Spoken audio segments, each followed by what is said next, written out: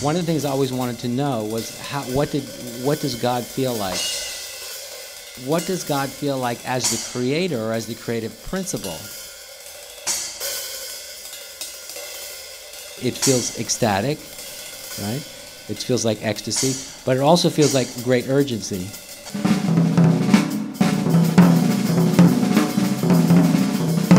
For me, the artwork is a portal to a mystic dimension at its greatest, sort of potential. It's a priceless evocation of the timeless being. It's God came into form through Van Gogh or something like that in that primal art moment. It's actually priceless. You can't pay enough money to you can't possess it with money.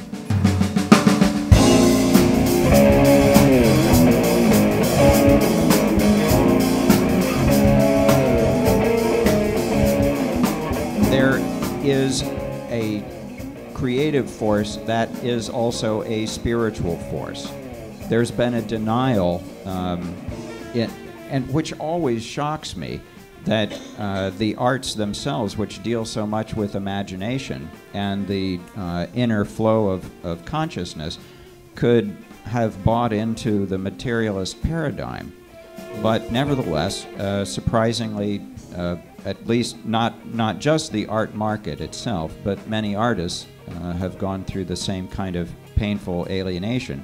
And we know that 20th century art has reflected this kind of existential crisis where there has been seemingly a world bereft of a spiritual reality. Of depth. Yes, for many.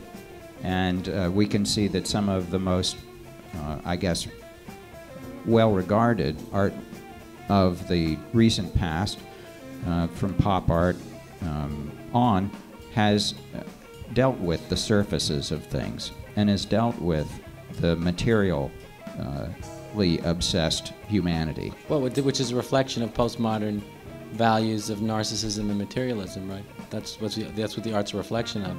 Yes. Lack of depth. Exactly.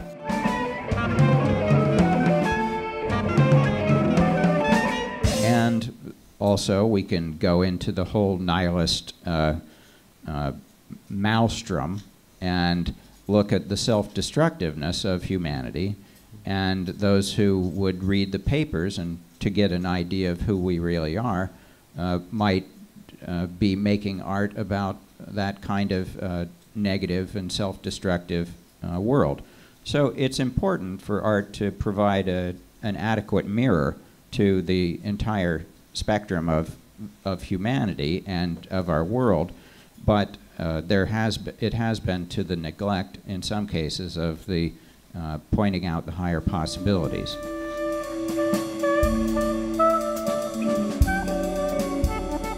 When you were speaking about, for example, with the postmodern nihilism, of course, there's a lot about the creative process from the very beginning that has been very messy, I mean, it's important to understand that the entire creative process from the very beginning has not been very peaceful.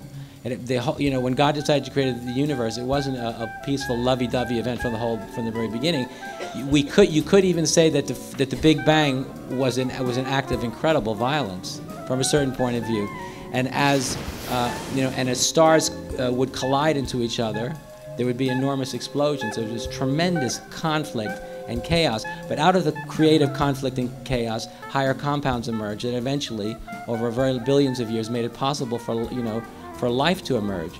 And I think it's very important for us to understand that the creative process at every stage is inherently full of conflict and chaos. But what's driving the conflict and chaos is that original creative impulse, which when you awaken to it and when you experience it, it's inherently and absolutely good. It's the nature of love with a capital L, but not personal, romantic, or sentimental love. It's a radical, impersonal love that doesn't recognize individuals or anything personal. It's searing and quite overwhelming. And so when we can begin to see that the creative process itself is that it's full of conflict, but the conflict itself is inherently creative. Okay, and we have to see that the creative process itself is messy. It meanders. We go here and we go there. But if you stand back far enough, you can see that there is evolution, there's development, there's telos, there's directionality. And then when we begin to recognize this and then begin to apply our own intelligence, our keen intellect and intelligence and understanding to the process, what we can then do is begin to actually take responsibility for it and begin to guide it through our own, through the power of our own will, through the power of our own awareness.